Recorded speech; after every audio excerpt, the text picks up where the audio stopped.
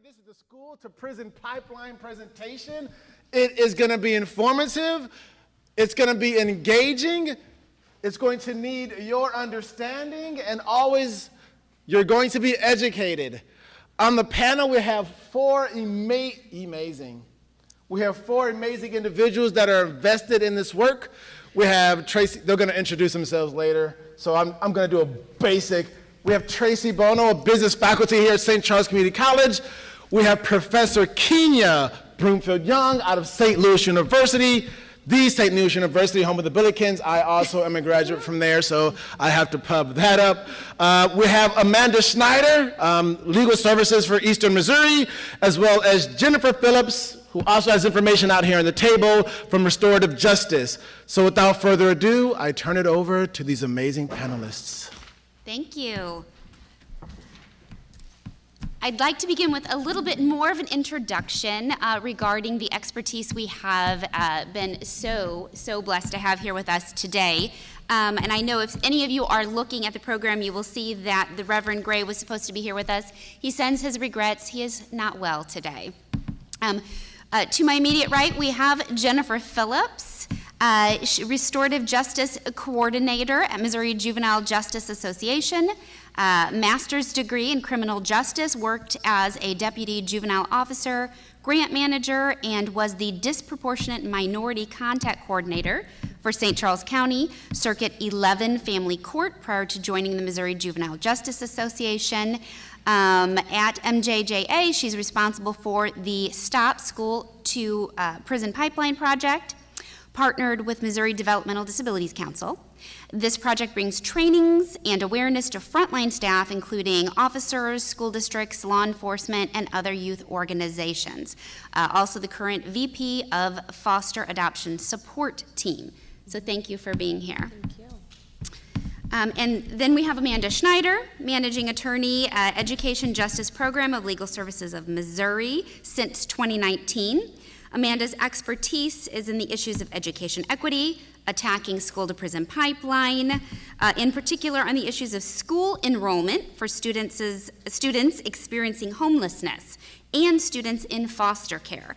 Amanda began her career as the first Gary, thank you, chair attorney in the Children's Legal Alliance, practicing in education, special education law, and providing direct legal representation for nearly a decade. And then last but not least, Kenya Brumfield-Young is established figure in the field of criminology and criminal justice, serving as an assistant professor at St. Louis University. Her academic foundation includes master's degrees from Columbia College and Sandra Day O'Connor College of Law. Central to her research is focus on applied studies surrounding juvenile delinquency prevention, intervention, and the systematic evaluation of criminal justice policies. She's penned articles on the complexities of charging minors as adults. Further extending her impact, she provided expert testimony to the Missouri legislature on matters pertaining to criminal justice policy, also the VP of Caring for Kids in St. Louis. So we have a fantastic panel with us here today.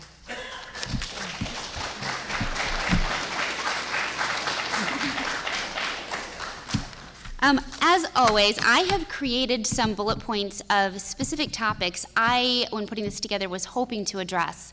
We can expand or eliminate or deviate from this in any way, and we were really hoping for audience participation.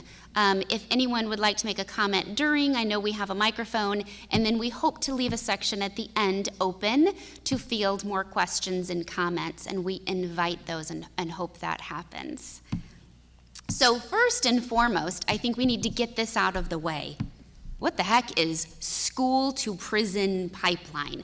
What is it as a definition, a social construct, and or systematic failure? And I'm just going to throw it this way and see who grabs it. So if you want to do definition, I can do. If one of you wants Oh, to do I don't think that's definition, working. Is that working? I'll do social construct, and somebody can do failure. Sure. Are these?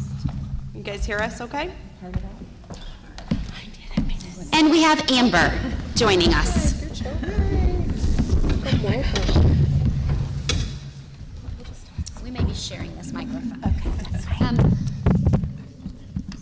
start a little bit. So as far as the project that I am working on and the way that we look at the school to prison pipeline, we're kind of identifying points of contact within the juvenile system where youth are being removed from schools for behaviors, and that is ultimately leading or predicting them to end up in prison, so directly school to prison pipeline. So our project looks at like third grade reading levels, and at that third grade point, identifying from that how many prison beds may be needed later on down the road for those kids.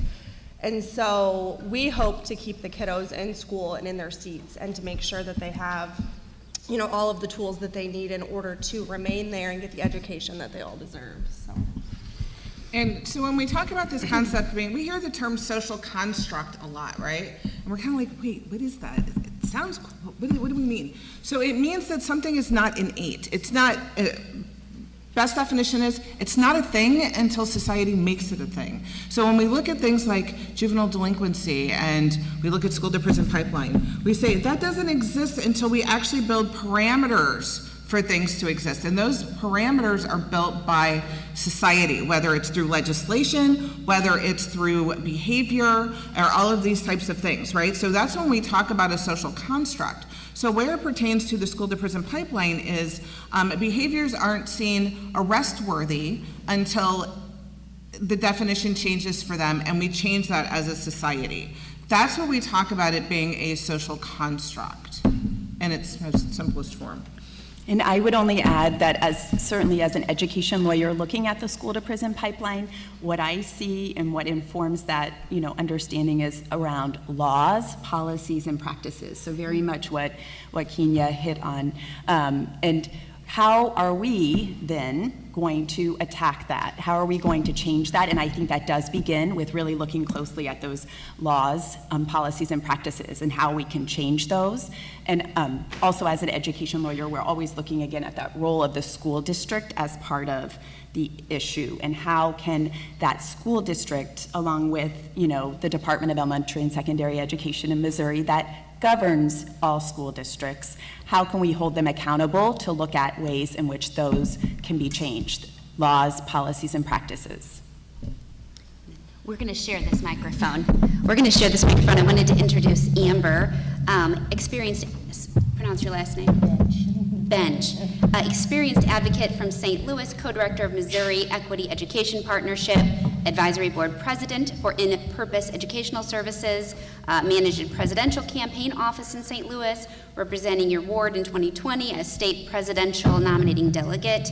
2022, she successfully co-organized the STL March for Education and the STL March for Our Lives. She's finishing her educational doctorate degree dissertation titled Guiding Equity and Action Research Study on Creating Equity in the Classroom in a Highly Charged Political Environment. So thank you. Amber had some vehicle difficulties. So sorry. Thank you. I think people can, I think y'all can feel me on the vehicle difficulties. Everybody's in the shop right now. So I thank you for giving us a definition and also the definition of social construct, which was incredibly helpful. Speaking of school to prison being a so-called pipeline, it gives a really good visual, I think, of this idea. But a lot of individuals and groups are using the word, especially advocates, are using the new term school to prison nexus. Which challenges this idea of a unidirectional pipeline from point A school to point B prison. This is to show that the system actually, which was kind of already alluded to, that this system involves a web of institutions, policies, and practices, etc.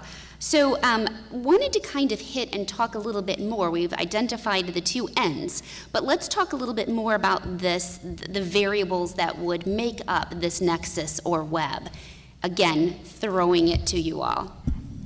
I would like to start on this because I think there's something that we all are seeing culturally right now, targeted more from our politicians, and what you're seeing is curriculum and book banning. In Houston Independent School District, just in the last, I think, probably 4 weeks or so, They've removed a number of books from their high school and elementary school, middle school libraries. What they have done now is use the empty libraries as detention centers. Think about that. I want you to process that for a second. They removed the books that represented different races, different ethnicities, different religions, different orientations, removed them, and then turned that place of learning into a detention center. This is the school to prison pipeline. The majority of those children in Houston Independent School District, HISD, are minority students who have to spend their times in that empty library. So at this moment in our lives, like what is the actionable step to stop some of this transition from being a student, sitting like you are, to being in a prison population? We have a moment in our lives right now where we can put a stop to some of that. And that comes with voting, that comes with advocating for your community members, advocating for your students, finding organizations to kind of like step up and say, hey, we're not going to remove books and use them as detention centers. So you have an actionable step right now if you want to stop what's currently happening or make a change, make a difference in what's currently happening. I want to hop in there too. So the other thing that we have to really understand is with the whole, whether we refer to it as a nexus, understanding that there are, different points along this pipeline nexus that go from one end to the other, is the foundation of this is the criminalization of normative teenage behaviors or normative young people behaviors. I think that is the root and something that we have to pay attention to. So back in the day when chairs were made of stone and I was in school, okay, if we had, whether it was a physical altercation or if someone was having a bad day and took tone, so we went and sat with administrators, parents came to the school, we had conversations. There were consequences, right, that always did not end in expulsion.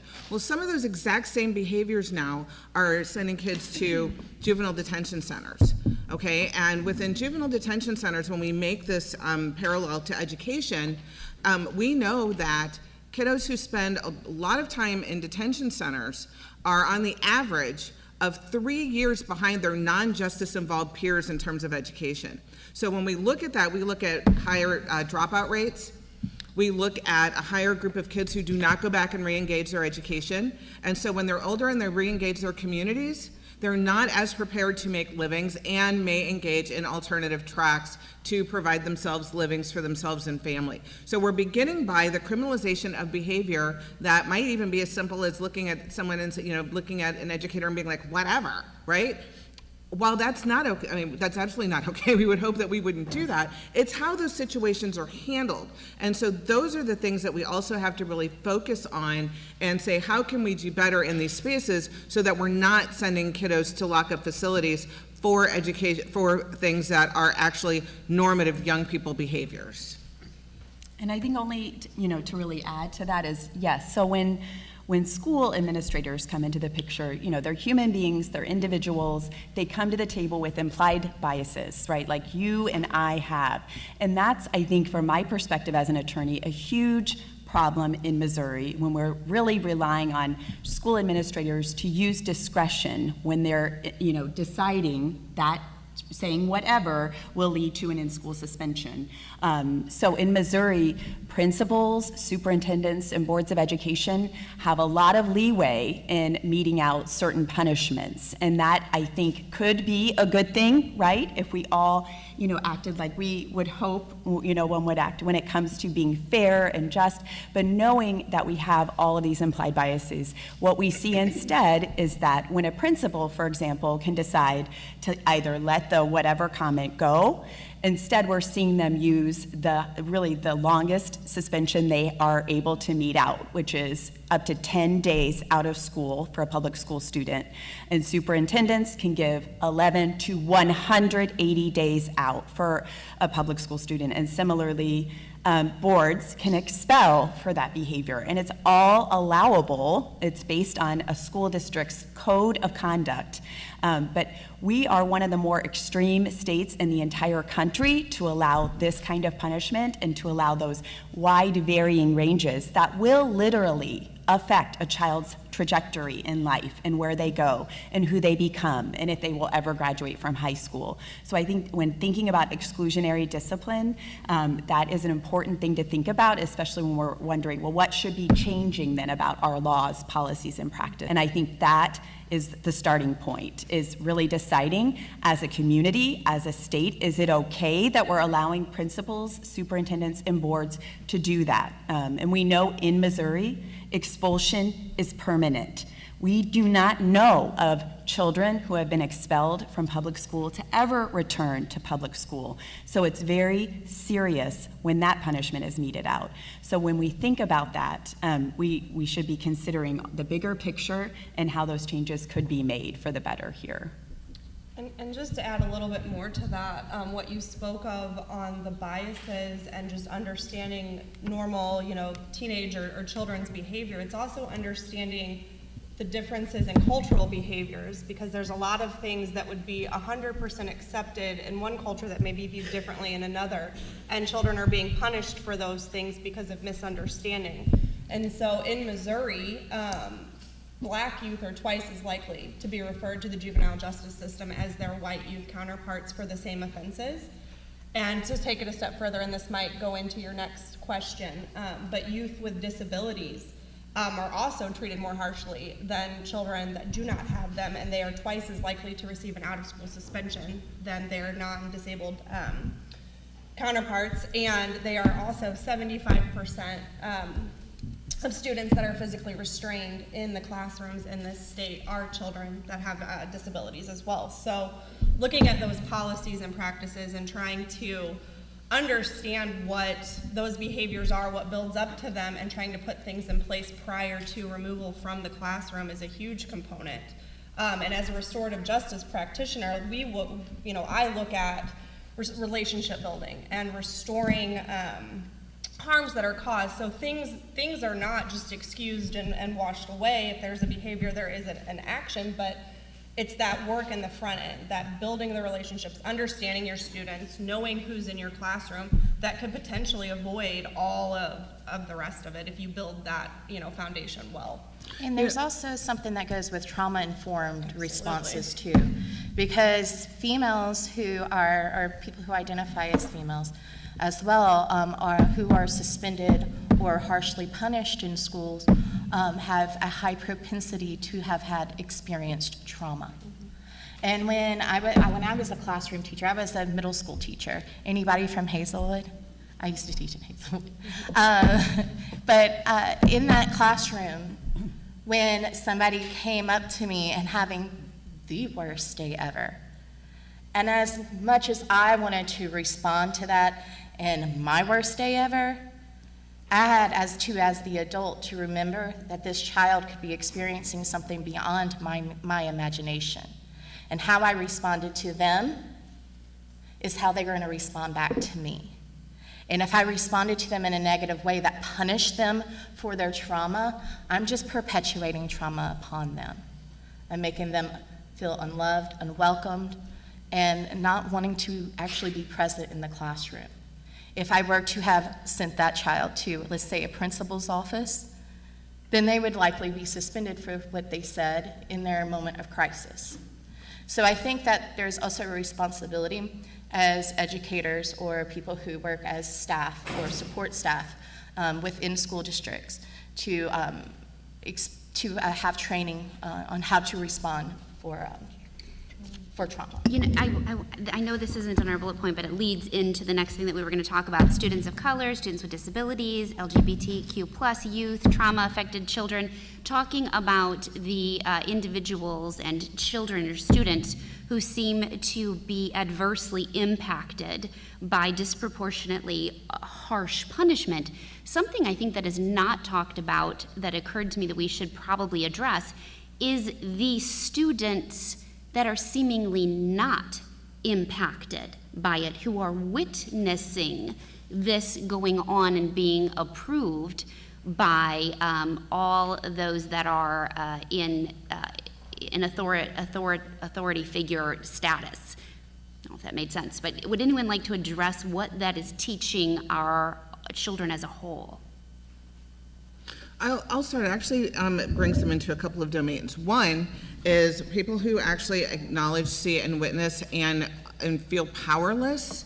It generates a sense of hopelessness because they feel like they are not, in quotes, big enough or strong enough to be able to push back against these systems. And the other thing is it perpetuates the behavior and lets some people know or makes people believe that it's okay to continue on with those type of disparities, that it's okay to single people out or it's okay to treat people differently. So we see actually, at least I have within my work seen a couple of different attitudes, but the one I see a lot is anger and frustration because people are feeling bottled up or hopeless because they don't feel like they can do something, particularly like if they're students and they're witnessing. Thank you. Thank you for answering that. Continuing on that, sometimes this is called, when children are being disproportionately affected by this process, it creates what is called the discipline gap, which we've already touched upon a little bit. But what factors play into the suspension and expulsion of these vulnerable students that lead to the eventual path into the criminal justice system in regard to, well, we've kind of already talked about this, in regard to the education that they are missing out on? Did that not make sense? I'm like, Let me try that again. Let me try that again. The right to free and appropriate public education is an entitlement to all students in the United States according to the Constitution. So how do these policies and practices prevent students from achieving their individual education goals? That was so much better. I think this is planned. I think there's a reason for it. If you look at Brown versus Board of Education after it was passed, there was a propensity for voucher systems right after. So they wanted to remain segregated. And if you look at the statistics in this, as we're talking about disciplinary issues or infractions or whatever you want to call it, the propensity for those things to happen to minority students or people with disabilities is astronomically high.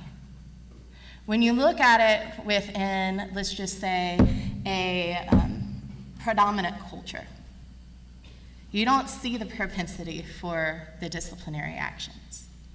And so you start seeing that this is a snowball effect from Brown versus Board, and you can keep on seeing this perpetuating the segregation because what they want to do is remove from the school and not include in the school. Does that make sense? So they want to remove the people out who they've always targeted. And then a law came where they said, you can't target these people anymore. So they had to figure out a way to remove, to continuously segregate. And so the school to prison pipeline is another tool of segregation. And also within this segregation, you also have classism and everything else that goes with it. I'm sorry. So no, that's interesting you mentioned Brown because when you actually talk about Brown, we have to talk about Brown on a long scale and its total impact, right? You're absolutely correct in that it continued to actually segregate schools by de facto, segregation. The other thing is, the other talking point to it is we now look at how do we be more inclusive with our faculty, how do we get more teachers of color? Well, when, in the decision of Brown, we lost a lot of those educators because a lot of schools that were for African American kiddos were disbanded, and so we lost a lot of teachers, we lost a lot of educational space. I'm not advocating for segregation at all. But what I am saying is that we did also have some disparate impact there because now we're looking at how do we reconnect educators who share experiences back into the classroom in a post-Brown society, which is a whole different panel discussion, but go ahead. So, but that was, that is another issue that we're grappling with, is making sure that we have educators that students from all backgrounds can connect with and feel that they can go to, because we have a huge lack of counselors within our schools. We actually, in some schools, have more SROs than we have counselors. That deals with funding too. So there's purposeful defunding of public education. There's purposeful putting in of vouchers to segregate again. There is there's things that are purposefully being done that on the surface, when they sell it to us, we're like, oh, yeah, I don't want anybody disrupted in the classroom. Absolutely, that sounds great. We all get to learn. And then when you start digging deeper and deeper, or being a person that has experienced that within the classroom, you start seeing that the things that they were saying to us were on the surface, those were just to get us to buy in. And now that they've sold the product to us, what are we going to do with the product? Do we improve it? Do we let it just go until it fails? Do we create a new product? Do we merge the two together? And I think that's where we are in a society where we have to start looking at the past, what has brought us to the present, and how the present is going to shape the future when it deals with disciplinary actions and the unfair treatment of people within our classrooms. And to touch on what you said, another factor, we've lost the teachers, so your classroom numbers are higher, right? And so your school principals and administration and school boards are going to do what it takes to maintain that order in those classrooms, but they tend to do it on the back end. And with my work, we see a lot of, hey, we're going to offer you these free trainings, these free resources. We'll help you establish that healthy community in your school so you can eliminate the potential for some of those, outbursts or things, but they don't have time, or they don't have enough staff to attend the trainings, or the school board said, no, we're not going to do it because it's called restorative justice. So then you change that to restorative practice, and then they say, oh, well, maybe that's different. And you're like, well, it's really the same thing, but okay, we'll call it that instead. So it's that navigation of trying to figure out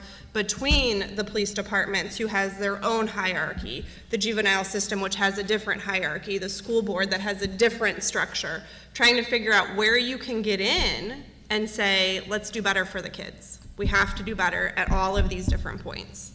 And then on her point that there's now more SROs than there are school counselors. I'm a mass shooting survivor, and a SRO hasn't stopped one mass shooting yet. School resource officer. Sorry. They haven't stopped a mass shooting yet. But what they are doing is, there was a report, I think 2 years ago, where they arrested an 8-year-old disabled child, and the handcuffs, or their arms or their hands or their wrists were too small, that the officer had to handcuff their biceps. Tell me how that is an education, or how that is honoring and loving children and providing a safe environment, trusting environment for a child. So, go ahead. No, go ahead. I was going to say, so I'll tell a quick story. So the reason that I switched, so I worked juvenile justice. I worked in detention with youth who had already been charged with law violations. And ultimately, I now do restorative justice. And the one case that I had that really kind of drove that home for me was, we had an SRO in one of our local schools here in St. Charles County walking down the hallway past a classroom, where he overheard the teacher telling a youth who happened to have autism to put her cookies away. They had changed their schedule. They had eaten lunch in the classroom that day instead of the lunchroom, so there was already a disruption. The youth said no, she wanted to finish her cookies. They were getting ready to move on to coloring sheets. That was the next step. So instead of just allowing her to finish the 2 cookies she had left, the SRO entered the classroom without the teachers asking for him, tried to take her cookies from her. She's kind of reached back, ended up hitting the officer. He restrained her to the ground and then charged her to the juvenile office with assault on law enforcement. on a situation where he should have never been involved in the first place. And so I worked law enforcement, so I'm not completely opposed, obviously, to SROs.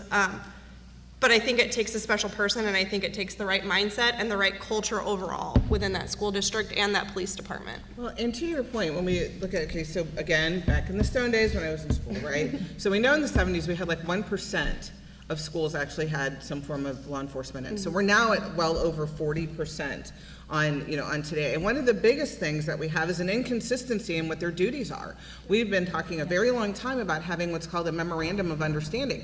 What is your job? Here I go, like I'm talking to my kid. What is your job, right? Should they be doing the same things? Should the duties of the SROs be standardized across districts, across states? Well, they're not. And they're not even contracted the same way. Some people are able to contract with, off-duty, county police, and some people are using private policing, and what they're supposed to be doing looks different. So this inconsistency across districts and across agencies also absolutely feeds into part of that issue. And that inconsistency, like you said, I mean, we tried, so when I was at St. Charles County Juvenile, we tried to get an MOU with our school districts, including the SROs, just for the schools that were within this county. And we had all of the right people at the table, and we still could not get the county to agree on what to do. And a lot of that fed into the school boards. There was a vast difference of opinions on the school boards that prevented that for years. And I think they have now, since I've left, been able to establish with one district, but still not all. It's very challenging. What district is that? Do you know? No. I want to say Francis Howell. Oh. I want to say, but I could be wrong on that. I'll have to check. Yeah, I would too, but. Do we have a microphone? There's one actually on the floor there by your foot.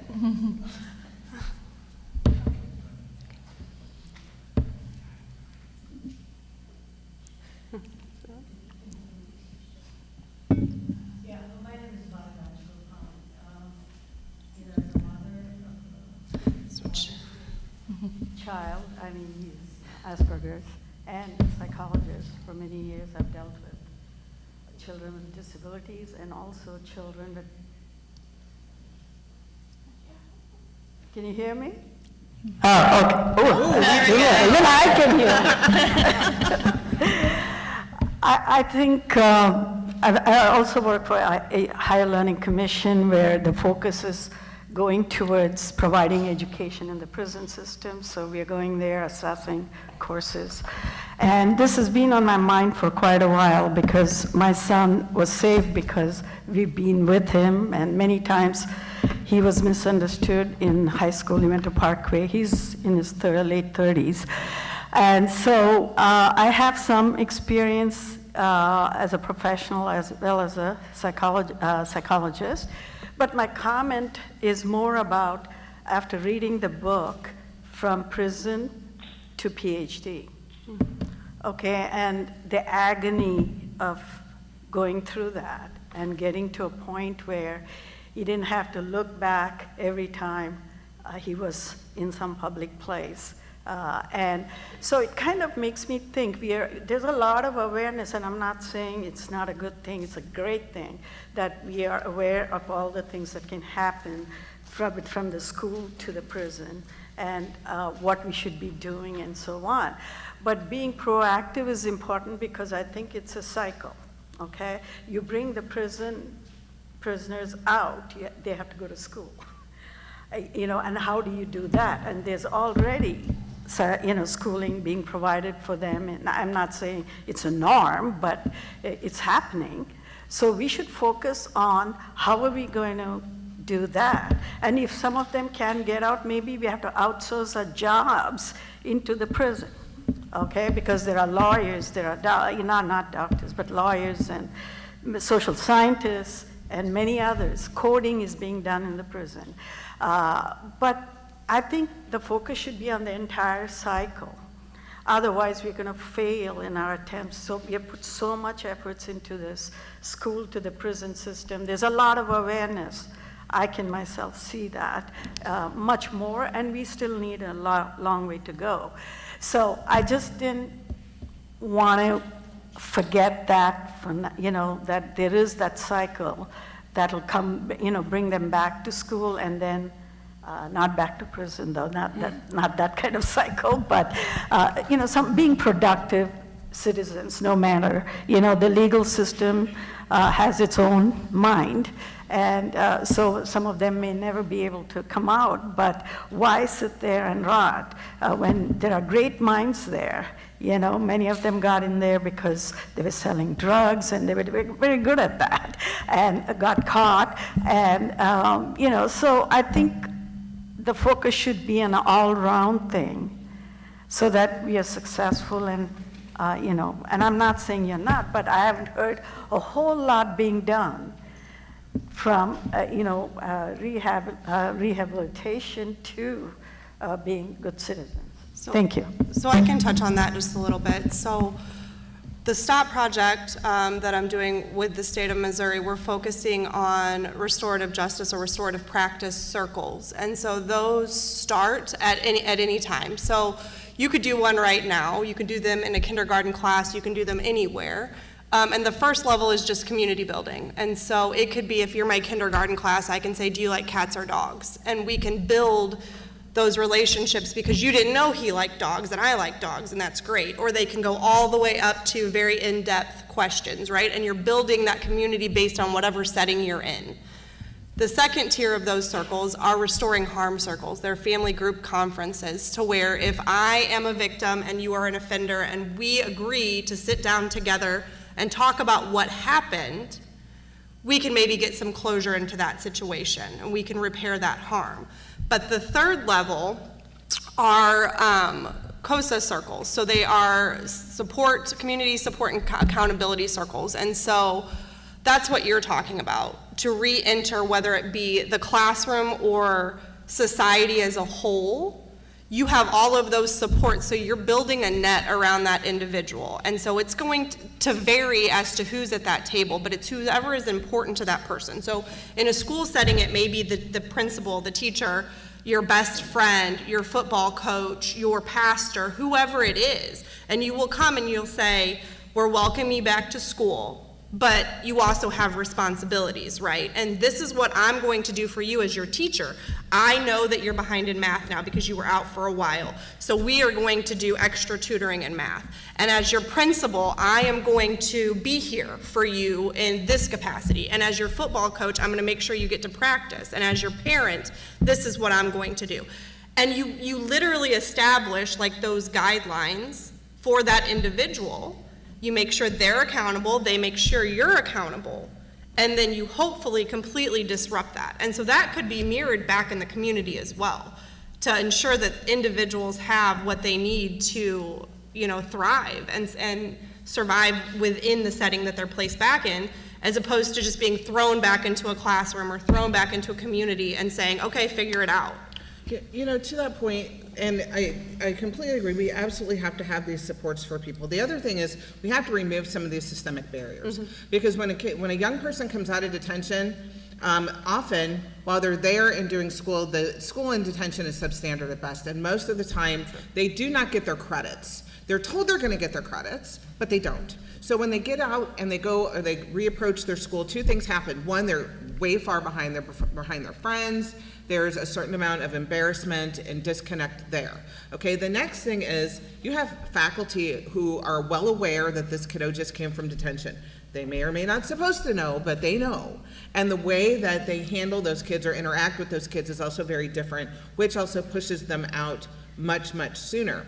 And as far as those who've gone even further and they're coming back into the community, they're a little older, with all of the support in the world, if people are not able to engage, positively in education or in earning a living or in getting housing or all of these barriers, you can have support 10 deep. But when you have these barriers, they're still very disenfranchising, and we're looking at looping this again. So I think that's something else that we have to make sure that we are also focused on, is removing those types of barriers. And there are schools that once you have, a student has reported having some type of incarceration, some school districts automatically expel that student. So that student may not have committed any problems on property, on school grounds, on anything. It could have happened a year prior. think we have a question right over here, and then I want to move on to some possible solutions. Oh, we have 2 questions. 3. Oh, my. I was just going to say, so with the, with expecting kids to come back and put full effort into school, there comes a problem where a lot of the times I imagine the kids who have gone into detention, they have some sort of trauma related to school because of being in detention, and now they trust the school less to give them an education, and so they don't have the same desire to put in that effort into school coming back, and they can't be expected to because they don't have the same experience of school as the rest of us, where we do have that trust. And the other thing we see is if they feel they're behind, they're, again, that shame and embarrassment, they may actually project or act out so that they can be the class clown, or they can be viewed differently so that people don't know they can't read, or they don't know they can't add, right? So those are other things that we see, and I definitely invite you all to hop in. Well, I was only going to add, yeah, if you are leaving juvenile detention and you manage to be able to get re-enrolled back in your local public school, if you are behind in your credits, then you're funneled into mediocre alternative education programs that may or may not really address underlying trauma or give you any, kind of similar education that you would otherwise be getting prior to that. So we definitely see lots of barriers, and they're allowed by law. There are Missouri laws that allow that to happen, so again, just considering solutions, which I know we're on our way, is thinking about what laws can be changed in order to ensure that every child that is coming out of juvenile detention gets a trauma-informed education, is allowed to return to their regular high school programming, not funneled into a crappy alternative education program on a computer, for example, if that's not what really benefits them or allows them to learn. I think we had another question here, and then after this I did want to move into some possible avenues to improvement. So when I transferred from St. Louis Community, and in one of my juvenile justice classes, we were talking about gang correlation to the school to prison pipeline, and if they're not able to return from incarceration, that would lead into possibly joining a gang for, as we were talking about earlier, having that means of survival if they can't go to school and get that education. So I was just wondering what your thoughts were on that. I mean, I think just a brief answer, I think that all kids and all humans look for acceptance, right? And so if you get kicked out of school for something, whether it's something that is normal for your person, your age, your culture, anything like that, or whether it's something that, is a harm to another individual, that underlying why always needs to be looked at. Like, why did that incident occur? What could we have done differently to make that not happen? And how do we welcome that person back? And so if you feel unwelcomed, I think anybody is going to turn to something that makes them feel loved and welcome. And so for a lot of kids, unfortunately, on the surface, that initial buy-in, like you talked about earlier, gangs sound great, right? They're going to protect you. There's money, there's food, there's fancy stuff, and once you get in, you learn a lot differently, and you learn that they're really hard to get away from. And so I think, if it's our job, if you're going to go into this practice as, protecting youth, to help them just build that community of support so they don't have to turn to the other communities that may not actually be supportive in the end.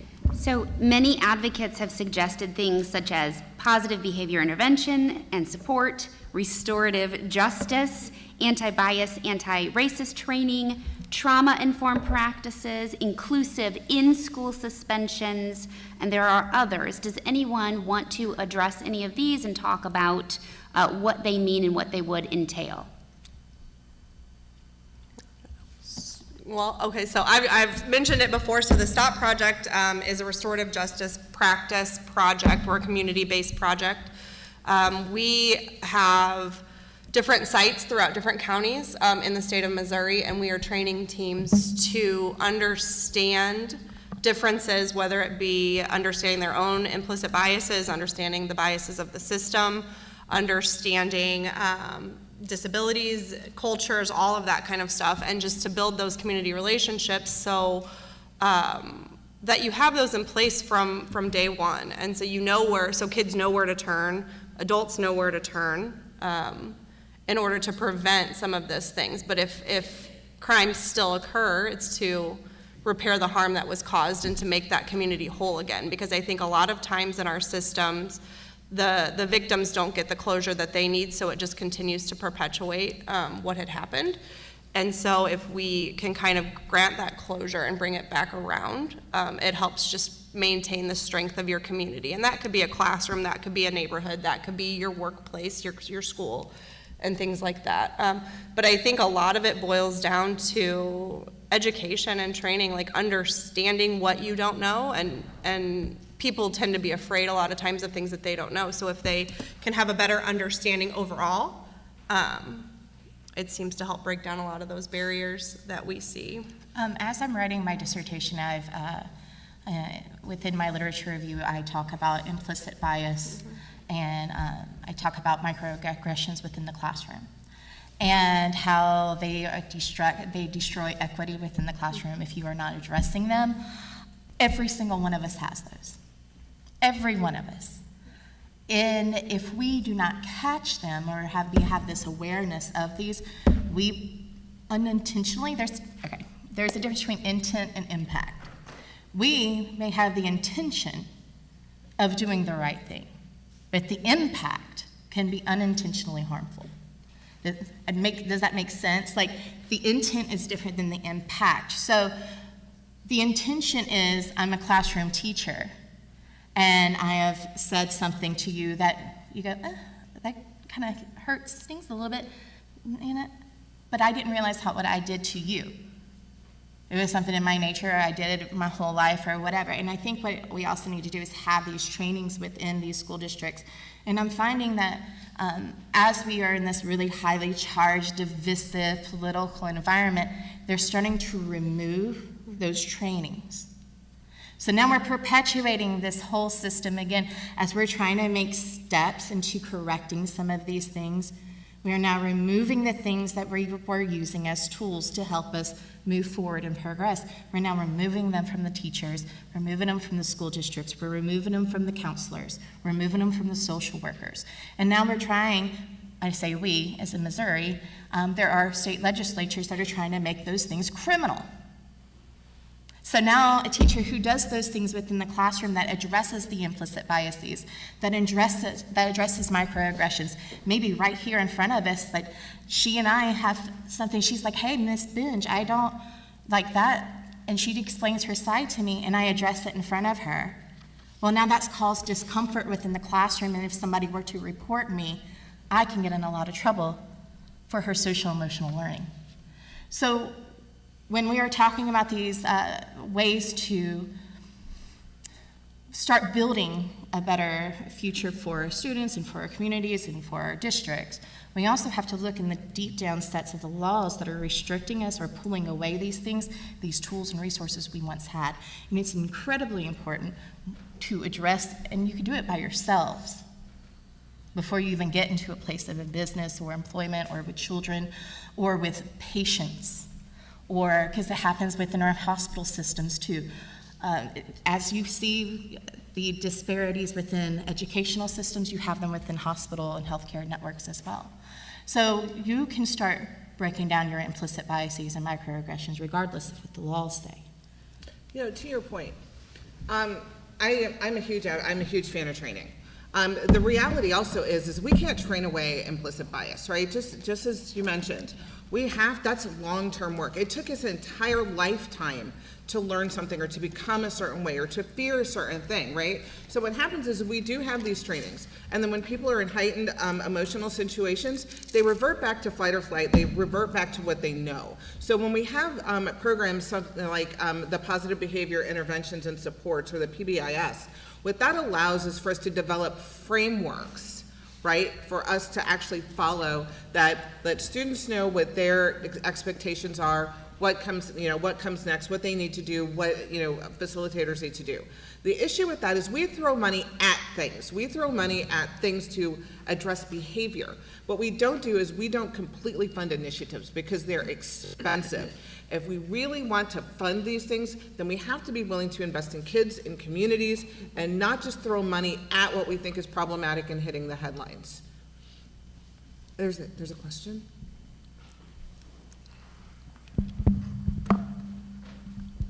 Hi, so just a little background about me. I have multiple family members who have autism or some kind of developmental delays.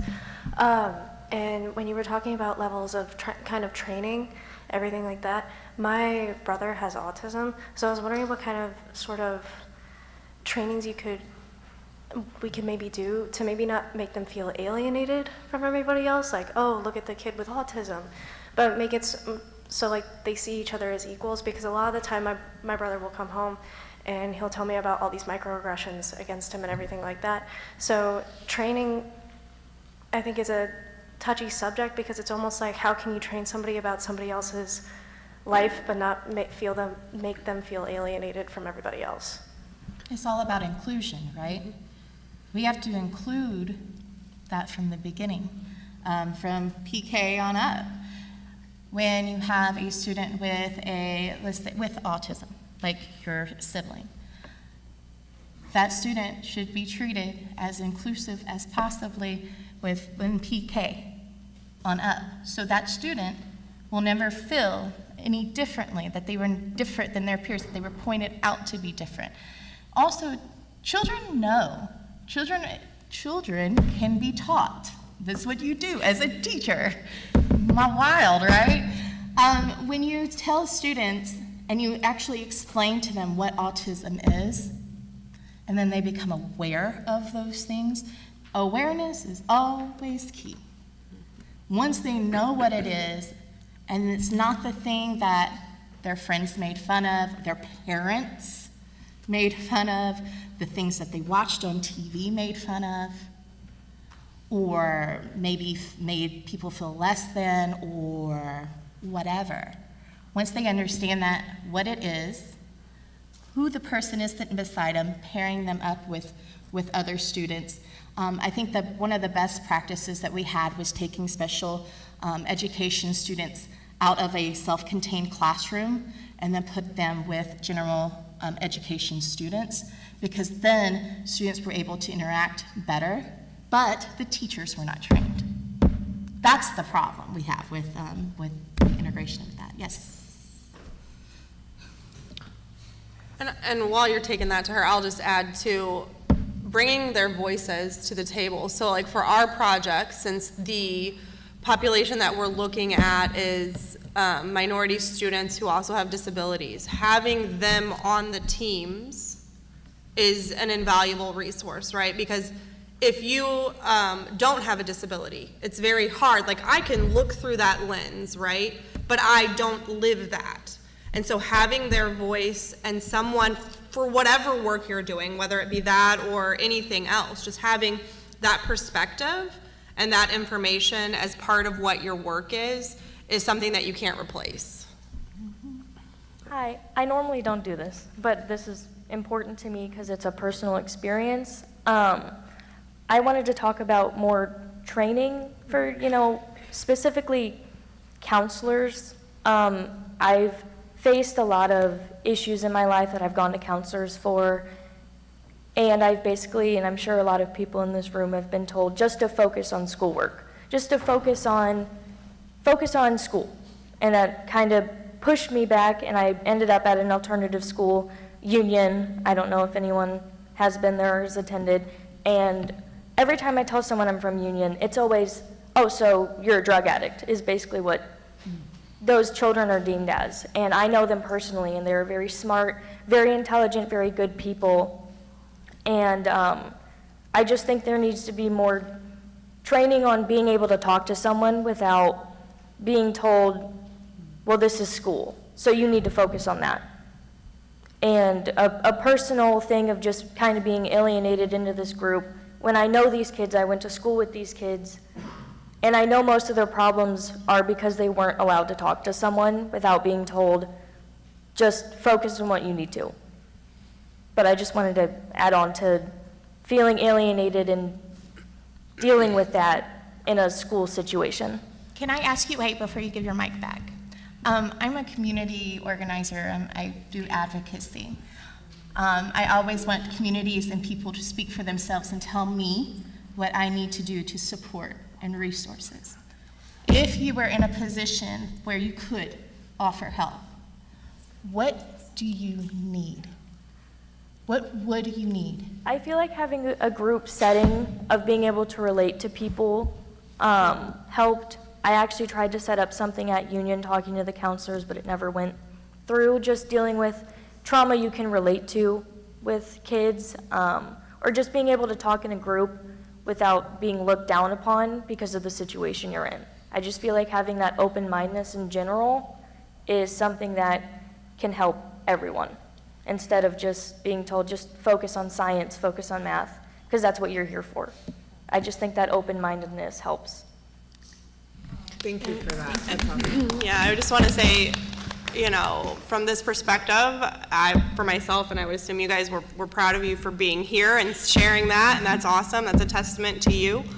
From a restorative practice perspective, I think what you're talking about is just building those relationships and having those circles of support that you can fall on, and it's people that you yourself can trust that won't just push you off to, you know, focus on the task at hand, because sometimes you can't, right? You can't focus on that because your whole life is crazy. So you need that person who you can rely on. And I think that is lacking in our schools with the lack of counselors sometimes, or the lack of trusted counselors. You may have somebody in that position, but you don't relate to them, right? So trying to figure out and build that community, you know, would be what I think would, you know, kind of bring it full circle and bring it back around. So yeah, I would only reiterate, I mean, I think from your perspective and what we're hearing even from others, I mean, social emotional learning is learning. It's part of the learning process, and we need to value that. And if we value that as a community and as a state, then we make that a requirement, right, for local schools to follow. I think and that is absent here. We have a couple of more questions over here. I'm sorry if this is taking away from like a planned discussion, but I first of all, really appreciate this conversation. My kids go to Ferguson-Florissant School District, and it was really important for me to send them to the school district that they live in. A lot of parents, white parents in particular in Ferguson, send their kids to private school instead of sending them to public school. So my kids' school, like I just went to their Title I training last night, and they told us that we are 89% black and like 5% other, and like the white people fall into the other. So already my school district gets a bad rap just because Ferguson and Florissant get a bad rap. But what I am more concerned about is happening at the high school level. We have our STEAM Academy, which is like you have to get certain test scores to get into it. But our regular high schools, last year we had like so many like referrals and detentions that they actually got in trouble with the state. Like, and that's bad to get in trouble with the state when they don't, you know, when they like give you that recourse. And it's caused like a discussion about discipline behavior and things like that. And I'm just wondering like what I can do as a parent, because it's crazy, because to me they're doing like the things that you're saying, like they have trauma informed like training, they have like all of the things, like they're having these social emotional trainings with parents. It seems like they're trying to do it, but then they also like implemented a district-wide uniform policy and told everybody, even K through second, which is what my kids are in, that you have to have clear backpacks, and high schoolers have to lock up their phones in the lock boxes. And I'm like, well, you're doing like some of the things that I think is contributing to behaviors, but you're also doing these like antiquated measures that are like alienating kids. You talk about like having the students come to the table and be involved, like the kids. Like they were like saying, I went to like some really heated like parent uniform discussions, the kids are saying, we don't want this. Like, and another parent was like, I respect my kids and listen to them when they say they don't want this. So I guess my question is, how can I, as a parent with young kids, but I care about all these kids, what can I do to sort of communicate with my school district to sort of push them towards something that's like, you know, better? Like, because it seems like they're trying to do some of the things, but they're doing a little bit of everything, and it's all over the place. And I also will just say that we like track our kids like crazy. They have the STEAM Academy, you have a test score to get in there. All the leftovers go to the other high schools. And I'm like, you're treating them like leftovers, and you're not allowed to give them referrals, so they're crazy. They're like just doing nothing now. And the kids are like running crazy. And I'm like, this is not working. So what can I do as a parent, even though my kids aren't at that level, to sort of push them to do something better? So before I toss this to the rest of the panel, one thing that I want to really verbalize is I have found very few districts that are actually doing trauma-impacted work. They're doing trauma-aware work, which is a very different level. It's saying that we know it's there, we understand it's there, but to do trauma-informed work is, again, very costly to bring in the team and put in all of the necessary supports, and it's been my experience that we're working on a trauma-aware space. And when I hear things like we're doing these uniforms, we're doing clear backpacks, we're introducing this culture of surveillance, that also often lets me know that we're not doing trauma-impacted work, or trauma-informed work, I'm sorry. That, and even if they are providing the trainings are one thing, but actually having the buy-in from the people attending the trainings and the people in the community, that's a different conversation as well. And I think, to answer your question, what can you do? Keep showing up. School boards. Keep showing up, vote for your school boards, and look at the laws that they're following, and you can touch on that piece, but look at those and make sure you're making, you know, informed decisions as to what you're voting for when it comes to all of those levels, whether it be, you know, school board policies or school board personnel or state law.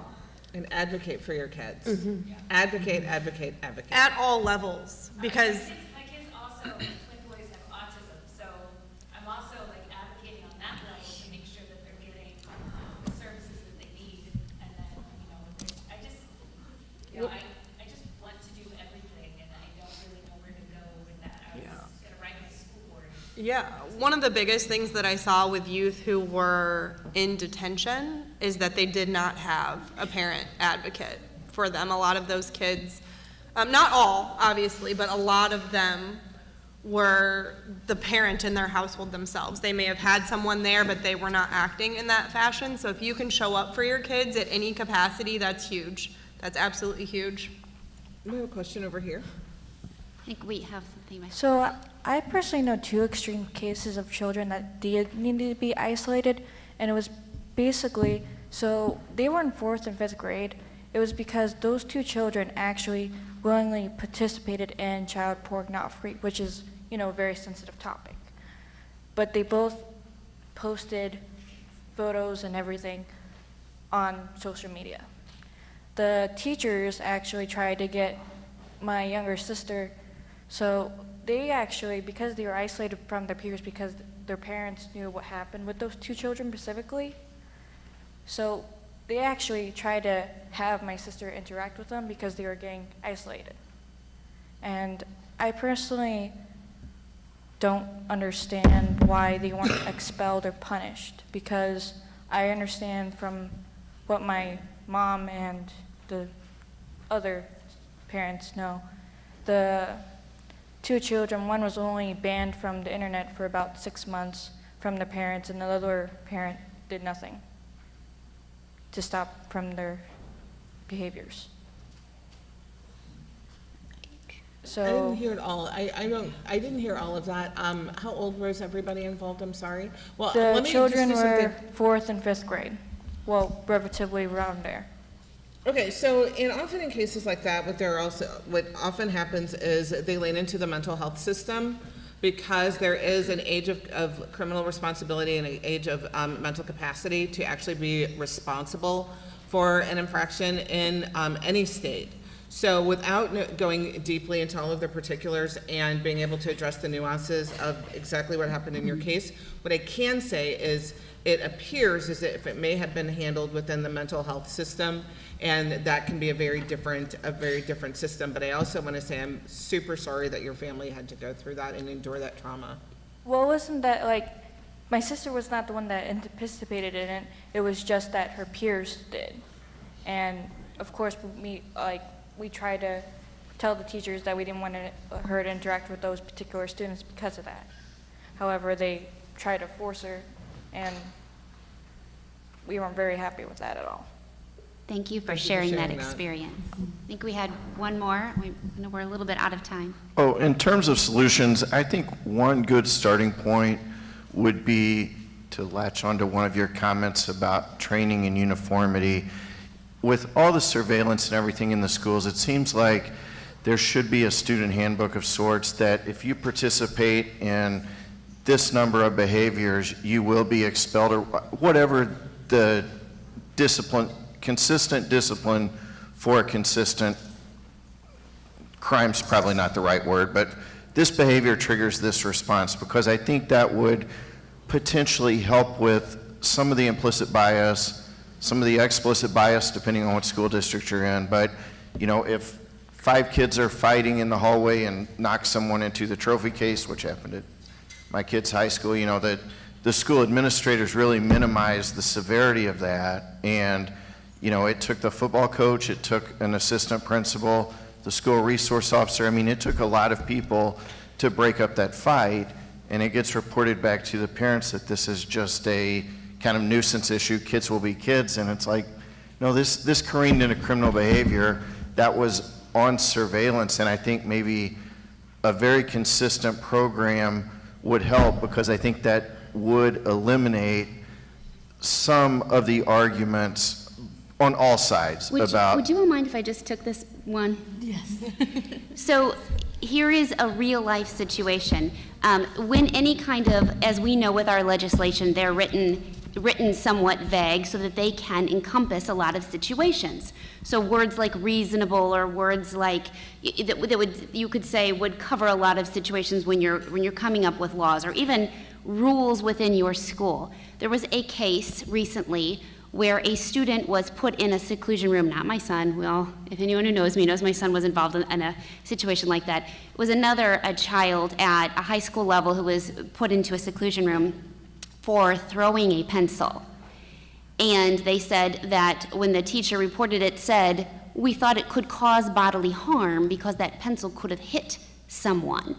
So you see where if another student maybe threw a pencil, they wouldn't have been locked in a seclusion room, where this child who had autism was. So interpreting the rules that may be in a handbook, the interpretation of those rules is subjective, depending on the faculty or staff that has the power in those situations.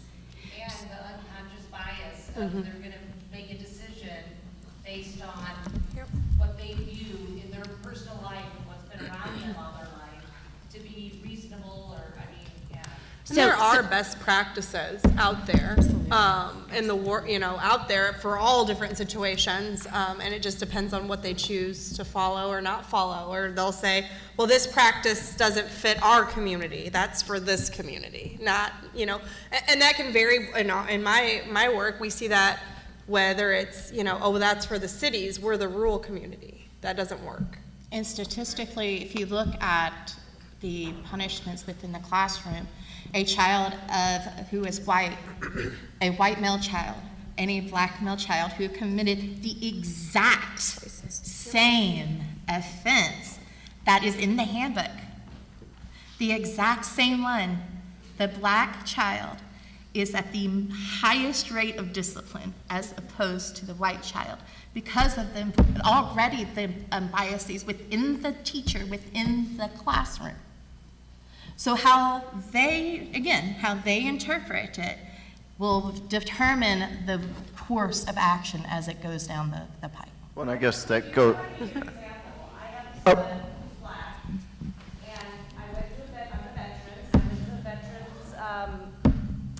Assembly, and my brother just happens to be the principal of this high school, and so when he introduced me and all the other veterans, he happened to then say, "This is my sister," and basically there was like clapping and laughing, you know, going on. My son is sitting up in the stands, and the secretary to my brother happened to perceive his laughing and enjoying it because obviously he knows that's my brother. Do you see what I'm saying? She interpreted it wrong and pulled him out of the assembly, and then that got around to all the teachers, and when he showed up, he had just made the junior varsity basketball team. He was told he needed to run, I don't know, it was like 60 laps or something like that, because he'd gotten kicked out of the assembly, all because he was clapping for his mother, who was white. Well, and I didn't mean that.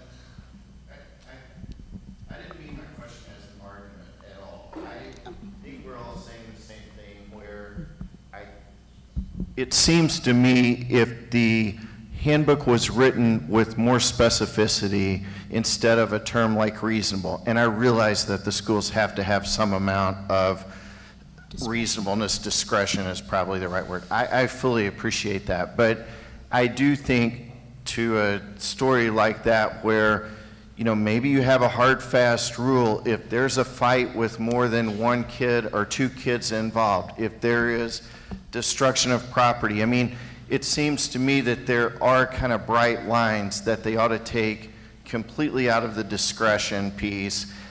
It's absolutely idiotic to say throwing a pencil is an assault with intent to do bodily harm or whatever. There's no doubt.